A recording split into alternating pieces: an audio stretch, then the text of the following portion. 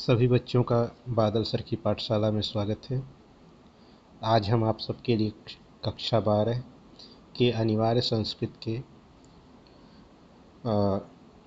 ऋतु वर्णनम इस पाठ का हिंदी अनुवाद लेकर के आए हुए हैं। हमें उम्मीद है कि आपको ये वीडियो अच्छा लगेगा। हम इस वीडियो में जो श्लोक दिए गए हैं उनके अर्थ बहुत ही आसान भाषा में समझाने की कोशिश किए हैं। तो ज़्यादा देरी न करते हुए हम अपना ये वीडियो प्रारंभ करते हैं। तो सबसे पहले ऋतु वर्णनम लिखा हुआ है। ऋतु वर्णनम का मतलब ही होता है ऋतुओं का वर्णन, अर्थात जो हमारे भारत में ऋतुएं होती हैं, वर्षा, वसंत, हेमंत, इन सब का, तो उसमें से जो ऋतुएं होती हैं उनका वर्णन किया गया है। तो सबसे पहले ऋतु वर्णनम में देखते हैं वर्षा ऋतु का वर्णन किया गया है। तो वर्षा ऋतु के अंतर्गत सबसे पहला जो श्लोक दिया गया है उसकी तरफ ध्यान देते हैं। वो श्लोक क्या लिखा है कि स्वनैर्घनानां प्लवगाः प्रबुद्धा विहाय निद्रां चिरसन्निरुद्धाम् अनेकरूपाकृतिवर्णनादाः नवाम्बुधारा अभिधा नदन्ति। फिर से देखते हैं, इस श्लोक को एक बार फिर से पढ़ते हैं।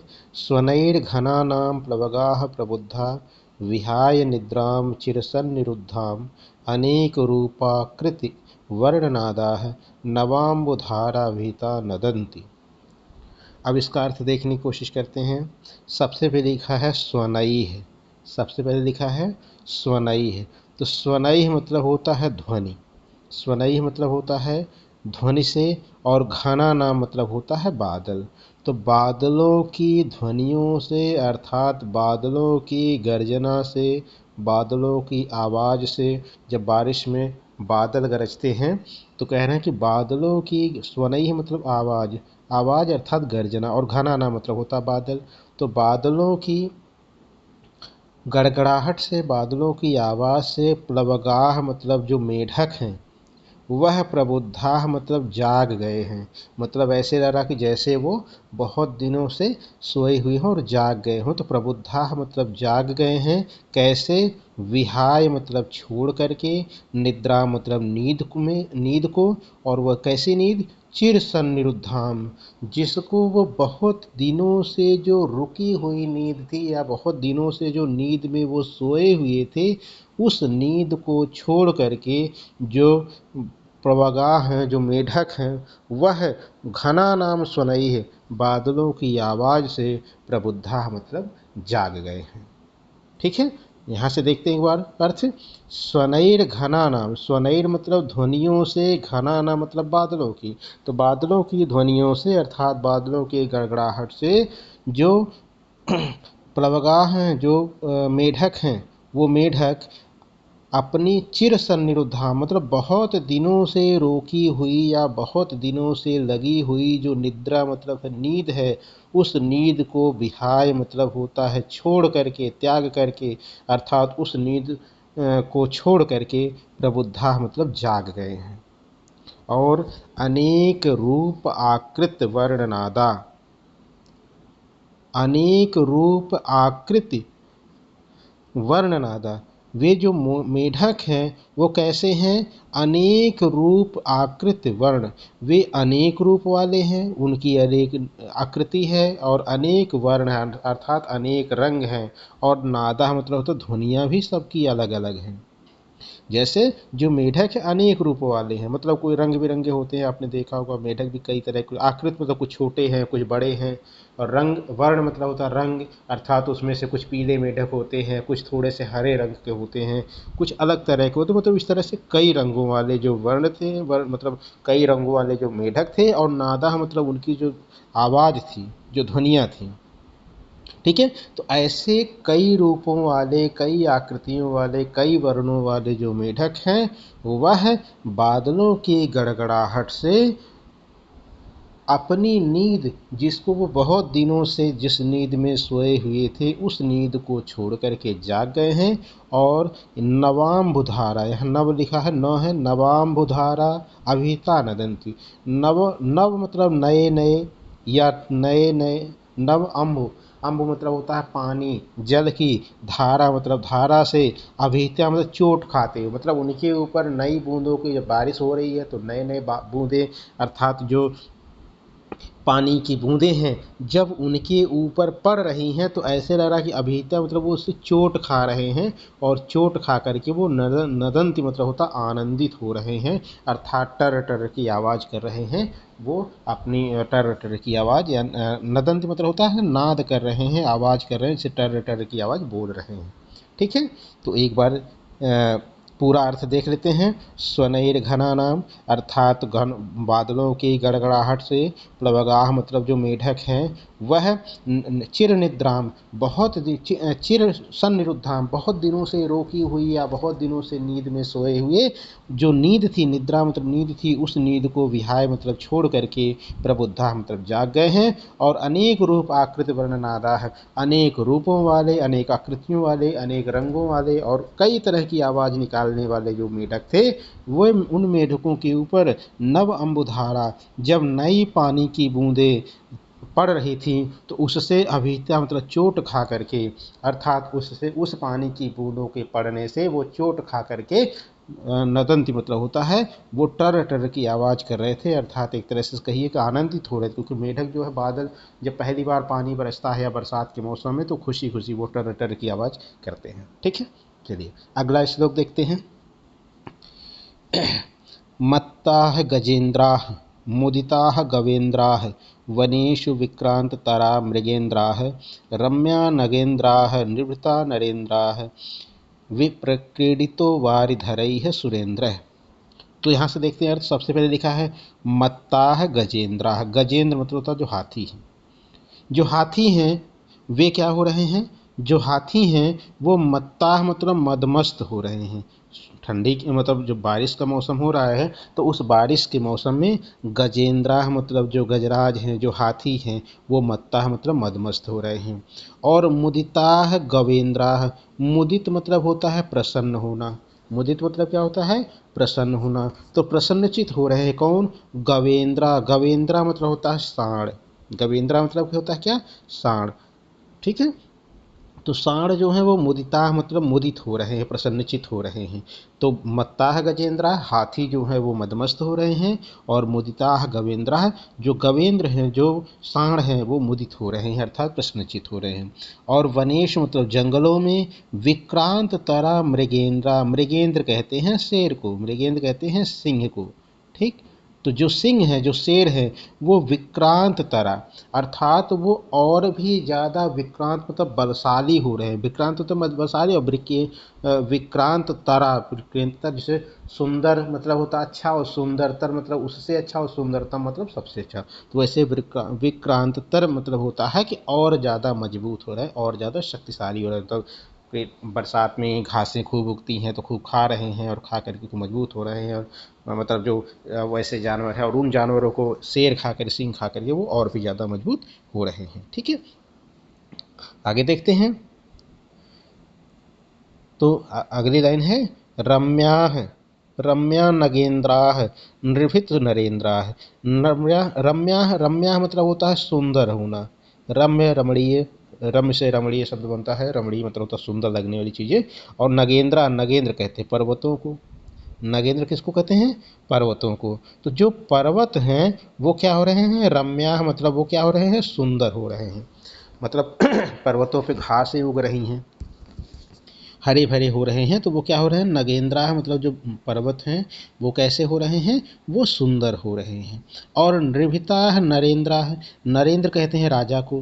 तो जो राजा लोग हैं वो निर्भीत मतलब होता है अब शांत हो गए हैं, अब वो क्या हो गए हैं, बिल्कुल शांत हो गए। अर्थात बारिश में है तो बारिश में युद्ध तो हो नहीं सकता है, लड़ाई उड़ाई हो नहीं सकती है, तो राजा क्या है इस समय बिल्कुल निश्चिंत होकर के सो मतलब एक तरह से आराम कर रहे हैं समझिए। तो निर्भीता मतलब होता है वो बिल्कुल शांत हो गए हैं, मतलब बिल्कुल कोई ना कहीं कहीं ना लड़ाई करना है, ना कहीं जाना आना है, क्योंकि बारिश का मौसम है। तो इसलिए निर्भीता नरेंद्रा, जो राजा लोग हैं वो इस समय क्या हो, निर्भीत हो रहे हैं, अर्थात वो बिल्कुल शांत हो गए हैं। ठीक है, और प्रक्रीडितो वारिधरैः सुरेंद्र है, प्रक्रीडितो मतलब क्रीड़ा कर रहे हैं, खिलवाड़ कर रहे हैं। कौन, वारिधरैः मतलब जार, पानी की, वारी मतलब पानी, धरई मतलब धारा, तो जल की धारा से सुरेंद्र मतलब होता इंद्र। तो जो इंद्र हैं, सुरेंद्र है अर्थात इंद्र जो हैं वह वारि धरई है, पानी की बूंदों से प्रक्रीडित मतलब खिलवाड़ कर रहे हैं, अर्थात क्रीड़ा कर रहे हैं, मतलब मनोरंजन दे रहे हैं, क्योंकि इंद्र ही पानी बरसाते हैं, ऐसा माना जाता है कि इंद्र भगवान पानी बरसाते हैं। तो कह रहे हैं सुरेंद्र है अर्थात जो इंद्र भगवान हैं वे वारि धरई है अर्थात पानी की बूंदों से प्रक्रीडित मतलब खिलवाड़ कर रहे हैं, अर्थात खेला कर रहे हैं। ठीक है। तो मत्ताह गजेंद्रा अर्थात हाथी जो है मदमस्त हो रहे हैं, मुदिताह गवेंद्रा है जो सांड है वो प्रसन्नचित हो रहे हैं, और वनेश मतलब जंगलों में, मृगेंद्रा मतलब जो सिंह हैं जो शेर हैं वो विक्रांत तरफ, वो विक्रांतर मतलब और ज़्यादा बलशाली हो रहे हैं और ज़्यादा शक्तिशाली हो रहे हैं, और रम्या नगेंद्रा है जो नगेंद्र हैं अर्थात जो पर्वत हैं वो रम्या मतलब सुंदर हो रहे हैं, क्योंकि उस पर घास वगैरह उग रही है तो वो और ज़्यादा सुंदर हो रहे हैं, और निर्भीता नरेंद्रा है और जो राजा हैं वो क्या हो रहा है, निर्भीत मतलब होता है चिंता मुक्त हो रहे हैं, अर्थात वो बिल्कुल शांत हो गया, उन्हें युद्ध नहीं करना है, कहीं भी लड़ाई नहीं करना है, तो वो क्या हो रहे हैं, बिल्कुल शांत हो रहे हैं, चिंता मुक्त हो रहे हैं। और प्रक्रीडितो वारिधरे सुरेंद्र, और सुरेंद्र मतलब जो इंद्र भगवान हैं वो वारिधरे पानी की बूंदों से प्रक्रीडितो वो क्या कर रहे हैं, खिलवाड़ कर रहे हैं। ठीक, चलिए अगला श्लोक देखते हैं। वर्ष प्रवेगा विपुला पतंती प्रवान्ति वाताः समुदीर्ण वेगाः समुदीर्ण वेगाः प्रनष्टकूलाः प्रवहन्ति शीघ्रं नद्यो जलं विप्रतिपन्नमार्गाः। वर्ष प्रवेगाः विपुला पतन्ति, वर्ष प्रवेगाः विपुलाः पतन्ति प्रवान्ति वाताः समुदीर्ण वेगाः प्रनष्टकूलाः प्रवहन्ति शीघ्रं नद्यो जलं विप्रतिपन्न मार्गाः। ठीक, अब इसका अर्थ देखते हैं। सबसे पहले कह रहे हैं वर्ष, वर्ष प्रवेगाः, वर्ष प्रवेगाः। ठीक, इसको हाँ, तीसरा श्लोक देखते हैं। वर्ष प्रवेगाः विपुलाः पतन्ति प्रवान्ति वाताः समुदीर्ण वेगाः प्रनष्टकूला प्रवहन्ति शीघ्रं नद्यो जलम विप्रतिपन्न मार्गाः। इसका अर्थ देखते हैं।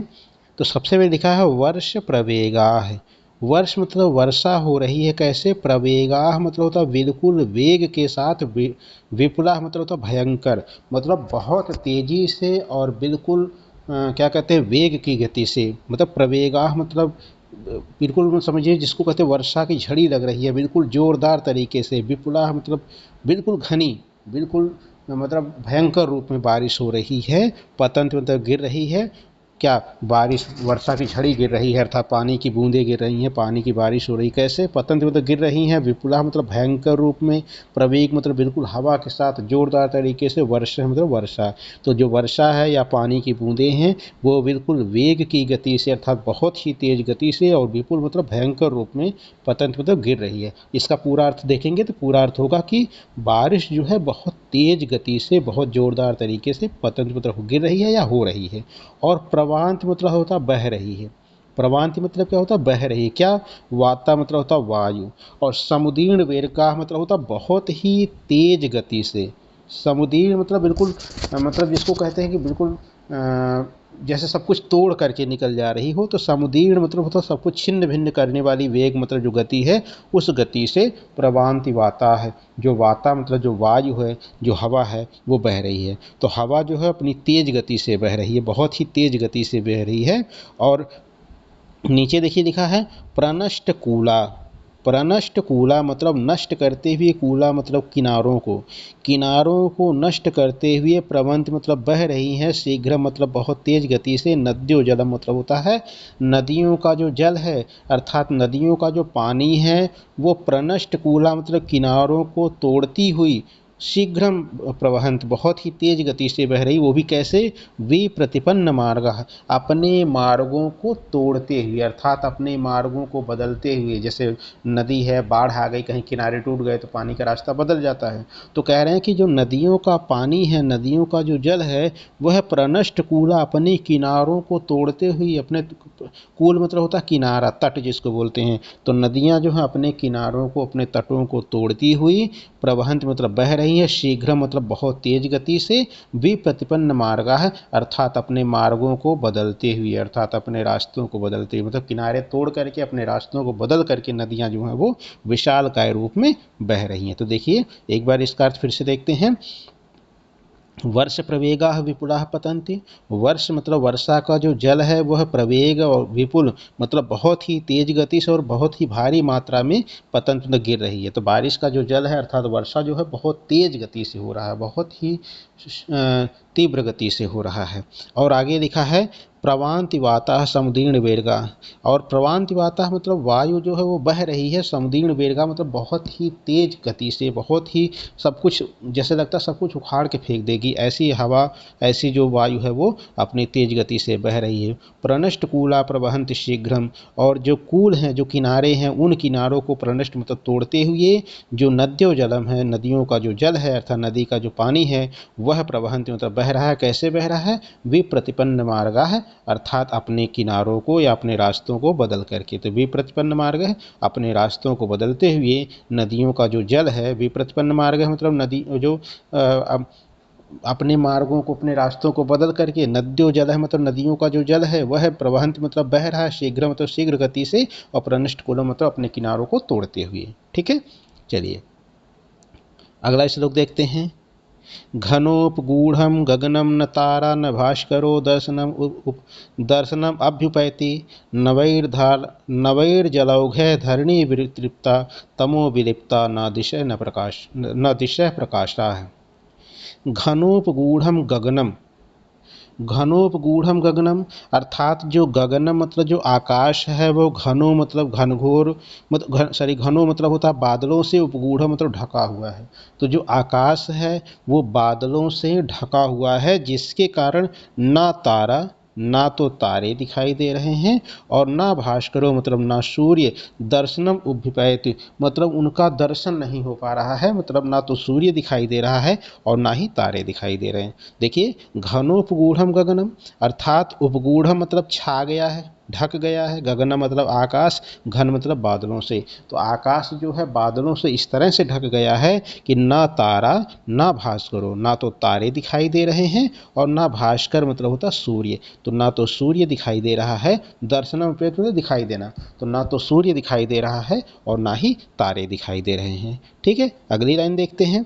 अगली लाइन में लिखा है नवैर जलौघे धरणी वृतिप्ता, जलौघ मतलब होता है जहाँ पर पानी की बिल्कुल बाढ़ आ गई हो, जहाँ पर पानी की बिल्कुल बाढ़ आ गई, और नवय मतलब होता नया, भाई बारिश में है तो नया पानी बरसता है, तो नए जलौघ मतलब पानी की बाढ़ से धरणी मतलब जो पृथ्वी है वो तृप्ता मतलब पूरी तरह से तृप्त हो गई है। तृप्त हो जाना, अघा जाना मतलब बिल्कुल जिसको कहते हैं संतुष्ट हो जाना, अर्थात पूरी तरह से जो धरती है जो पृथ्वी है वो नए पानी के धारा से या पानी की बाढ़ से भर गई है। ठीक है, नवैर जलौघ है, नवई मतलब नए, जलौघ मतलब होता पानी की बाढ़ से, जल की बाढ़ से, धरणी मतलब जो पृथ्वी है वो वितृप्ता मतलब होता तृप्त हो गई है, और तमो विलिप्ता और वो अंधकार से विलिप्त हो गया। क्या? न दिशा है मतलब होता जो दिशाएं हैं, वो दिशाएं जो हैं, जो दिशा हैं जो मतलब चारों दिशाएं हैं वो अंधकार से इस तरह से विलुप्त हो मतलब व्याप्त हो गई कि प्रकाश है मतलब वहाँ पर प्रकाश दिखाई नहीं दे रहा है, मतलब दिशाएं जो चमक नहीं रही हैं बल्कि वो चारों तरफ से हर तरफ से अंधकार से क्या हो गई हैं? विलिप्त हो गई हैं, अर्थात अंधकार से ढक गई हैं। ठीक है, यहाँ से एक बार फिर से देखते हैं। देखिए घनोपगूढ़म गगनम न तारा, सॉरी हाँ,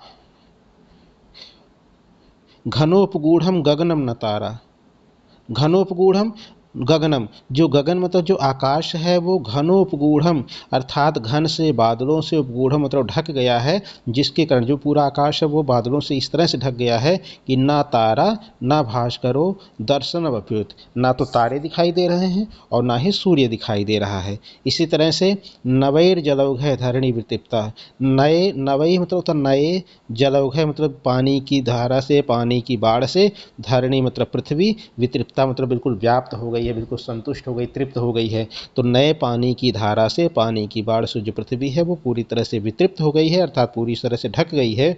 और तमो विलुप्ता विलिप्ता है, तम मतलब होता है अंधकार, तम मतलब क्या होता है, अंधकार। तो जो अंधकार से विलिप्ता मतलब होता है इस तरह से व्याप्त हो गई हैं कौन, दिशाएं। जो दिशाएं हैं वो अंधकार से इस तरह से ढक गई हैं कि प्रकाशा ना, कि वो प्रकाशित नहीं हो रही, अर्थात वो चमक नहीं रही। दिशाएं अंधकार से इस तरह से व्याप्त हो गई हैं कि दिशाएं चमक नहीं रही हैं। ठीक है, मतलब चारों तरफ अंधेरा छा गया है। चलिए अंतिम श्लोक देखते हैं।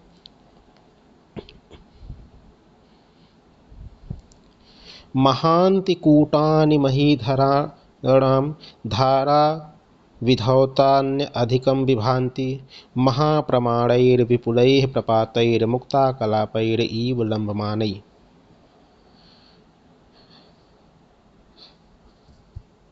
महान्ति कूटानि महीधराणां धारा विधौतारन्यधिकं विभान्ति महाप्रमाणैर्विपुलैर्प्रपातैर्मुक्ताकलापैर् इव लम्बमानैः। तो महांति, महांति मतलब होता है विशालकाय। विशालकाय अर्थात बड़े बड़े, कूटान मतलब होता है जो शिखर हैं, किसके, महीधराणाम मतलब पर्वतों के। पर्वतों के जो विशालकाय बड़े बड़े जो क्या कहते हैं शिखर हैं, वे धारा विधौतान अधिकम, इस पानी की धारा से, विधौतान मतलब होता है पानी की घनी धारा से, पानी की बिल्कुल क्या कहते हैं जिस पानी की झड़ी से कह सकते हैं, अधिकम विभांति अत्यधिक सुशोभित हो रही है। किस तरह से सुशोभित हो रही है, जैसे महाप्रमाणैर विपुलैः। महाप्रमाणैः मतलब बड़े बड़े, और विपुल मतलब होता है चौड़े चौड़े, प्रपातैः मतलब तो जो झरने हैं, उन झरनों से गिरने वाली जो पानी की बूंदें हैं, वह मुक्ता कलापैर इव लंबमान है। लंबमान मतलब लटकते हुए, मुक्ता कलापैर मतलब मोतियों की मालाओं के समान वो बिल्कुल सुशोभित हो रहे हैं। मतलब विशालकाय पर्वतों की जो पर्वतों के जो शिखर हैं, उन पर्वतों की शिखरों से पानी की जो झड़ी है वो इस तरह से गिरती हुई सुशोभित हो रही है, जैसे विशालकाय पर्वतों से जो पर्वतों से जो झरने गिर रहे हैं, अर्थात उस झरनों से पानी की बूंदें जो गिर रही हैं वो इस तरह से सुशोभित हो रही हैं, जैसे मुक्ता कलापैर इव लंबमान है, जैसे लटकते हुए मोती की माला जो सुशोभित होती है, अर्थात किसी के गले में लटकती हुई जो मोती की माला होती है सफ़ेद रंग की, वो जिस तरह से चमकती है, वैसे ही बड़े बड़े पर्वतों के जो शिखर हैं, उन शिखरों से वर्षा की जो धारा है, पानी की जो बूंदें हैं, वो बिल्कुल वहाँ से जब झरनों के जरिए वो गिरती हैं नीचे की तरफ, तो वो इस प्रकार से सुशोभित हो रही हैं, जैसे पर्वतों की, जैसे कि मोती की माला लटक रही हो। ऐसा लग रहा है जैसे मोती की झलड़ियाँ लटक रही हैं, अर्थात मोती की मालाएं लटक रही हैं। तो इस प्रकार से वो भी सुशोभित हो रही हैं। एक बार यहाँ से देखते हैं, देखिए लिखा महांति कूटान, महांति मतलब विशालकाय, महांति मतलब विशालकाय, बड़े बड़े, महीधराणा मतलब पर्वतों के, कूटान मतलब जो कूट है, जो झरन जो शिखर हैं, पर्वतों के बड़े बड़े जो शिखर हैं, उस शिखरों पर महाप्रमाणैर विपुलैर प्रपातैः, जो वहाँ पर विशालकाय बड़े बड़े पर्वतों के शिखर हैं, पर्वतों के जो झरने हैं, वहाँ पर जब धारा विधौतार अधिकम, जब वहाँ पर पानी की लड़ी झड़ी जो है, पानी की लड़ी जो है वहाँ से जब गिर रही हैं, तो वो इस प्रकार से सुशोभित हो रही, विभांत में देखिए उस प्रकार से सुशोभित हो रही हैं, जैसे मुक्ता कलापैर इव लंबमान है। लंबमान है मतलब होता लटकती हुई, जैसे मोती की माला सुशोभित होती है, वैसे ही ये झरने से गिरने वाली जो पानी की बूंदें हैं वो भी उसी तरह से सुशोभित हो रही हैं। ठीक है, तो आज जो है हम आपको इस क्या करते हैं ऋतु वर्णनम पाठ से, जो वर्षा ऋतु का वर्णन है, इसका हमने हिंदी अनुवाद आपको बताया। हमें उम्मीद है कि आपको ये वीडियो पसंद आएगा, और हमने आसान शब्दों में समझाने की कोशिश की है, तो इसलिए इस वीडियो को ज़्यादा से ज़्यादा देखिए, समझने की कोशिश करिए। अगर कोई समस्या हो तो आप कमेंट बॉक्स में हमें लिख सकते हैं, हम उसका जवाब ज़रूर देंगे। और इस वीडियो को अपने दोस्तों तक शेयर करिए। ठीक है, बाकी अगला जो पाठ है, यही मतलब वर्षा ऋतु का ही जो अगला पाठ है, जिसमें हेमंत ऋतु का वर्णन किया गया है, ये हम अगले वीडियो में कवर करेंगे। और अगले वीडियो में आपको फिर से मिलेंगे, तब तक के लिए हमें अनुमति दीजिए। नमस्कार।